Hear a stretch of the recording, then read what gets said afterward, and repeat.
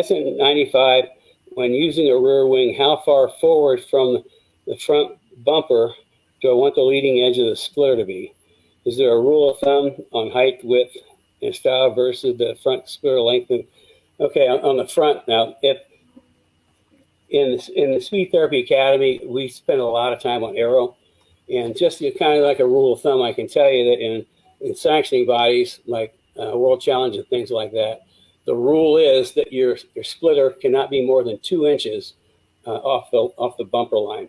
So typically, what they'll do is they'll just 2 inches all the way around from the bumper line, and the problem with that is that it tucks in too much. I always bring them out, a little square them off, because you can make a lot of downforce on the front corners of the car. So I mean, I saw some data somewhere that anything once you get up around 4 inches, you create more drag. You create a lot of downforce, but a huge amount of drag. So the ones that, if you look at the Pikes Peak cars, they got these mammoth front splitters on them. But you have to realize they're going through really thin air, and they've got a lot of horsepower to push them.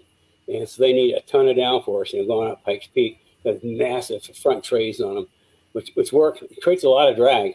But when you're in thin air, it's kind of like offsets itself on drag. So that's kind of like the rule of thumb is basically sanctioning bodies say 2 inches. You can go to 3 maybe, but beyond that, there's no real gain, and you just start picking up drag. So that's kind of like the rule of thumb on the front splitters.